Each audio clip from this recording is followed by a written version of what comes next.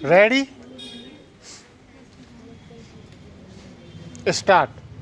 महोदय, मांस, मछली आदि को भी इसी से पकाया जा सकता है। सोलर हीटर सार्वजनिक स्थानों जैसे अस्पताल, होटल, कारखाने आदि में पानी गर्म करने के लिए काम में लाए जाते हैं। सोलर ड्रायर की सहायता से अनाज, तंबाकू, नारियल, इमारती लकड़ियां आदि को सुखाया जाता है। अब तो ऐसे सौर संयंत्रों का विकास किया जा रहा है जिनसे समुद्र जल के खारेपन को दूर किया जा सकता है।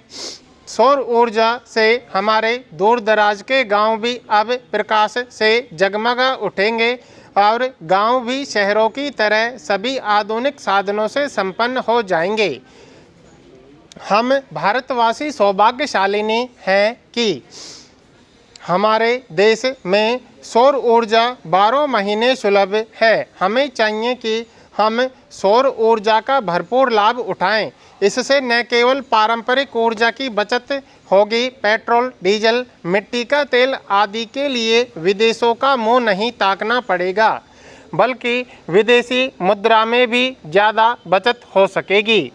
निस्संदेह सौर ऊर्जा की क्रांति से सामान्य व्यक्ति को लाभ मिलेगा और देश चहुमुखी विकास का स्वप्न साकार कर सकेगा। चुनाव से पहले की स्थिति से देश गुजर रहा है। देश का लाखों करोड़ों का खर्च चुनाव पर होता है, चुनाव प्रक्रिया पर होता है। अतिरिक्त इसके चुनाव प्रत्याशी भी लाखों करोड़ों का खर्च करते हैं। जन जन तक पहुंचने के लिए, जननेता बनने के लिए अशिक्षित जनता भीड़ देखती है, दिखावा देखती है, प्रदर्शन देखती है, फिर कुछ छोटे मोटे लालच भी काम करते हैं और जनता गुमराह हो जाती है।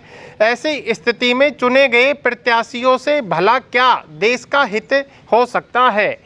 शिक्षित बुद्धिजीवी व्यक्ति चुनाव प्रक्रिया से, चुनाव परिणामों से हताश होकर प्रक्रिया से ही अपने को दूर रखने का उपक्रम करते हैं या करने को मजबूर हो जाते हैं। लंबी खड़ी कतारों में अपना समय नहीं लगाना चाहते।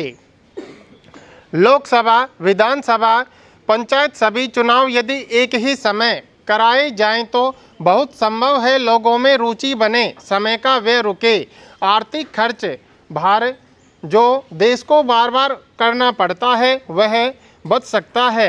क्या ऐसा कुछ सोचा नहीं जा सकता? प्रत्याशी बनने के लिए भी कुछ मापदंड निर्धारित होने चाहिए। उनको शिक्षित होना चाहिए और चुने जाने के बाद उनके लिए एक आचार संहिता होनी चाहिए। उनके खर्च एवं संपदा पर एक प्रतिबंध होना चाहिए, एक गवेषणात्मक दृष्टि होनी चाहिए। समाज का हित चाहने वाले ऐसे चुनिंदा लोगों का जीवन महात्मा गांधी की तरह सरल, स्वच्छ एवं सादगी वाला होना चाहिए। यदि ऐसा होने लगा तो व्यापारिक भावना से आने वाले प्रत्याशी स्वयं हट जाएंगे। अच्छे चुनिंदा व्यक्ति ही देश को सही दिशा दे सकते हैं, देश का हित कर सकते हैं। बहुजन संप्रेक्षण के माध्यमों के अभिनव विकास तथा राष्ट्रीय चेतना का अंतर्राष्ट्रीय जीवन से संबंध बढ़ा है, जिसके कारण मनुष्य की सामाजिक और आर्थिक समस्याएं भी जटिल होती गई हैं। वैज्ञानिक और तकनीकी विकास भी निरंतर ऊर्ध्वमुखी हो रहा है।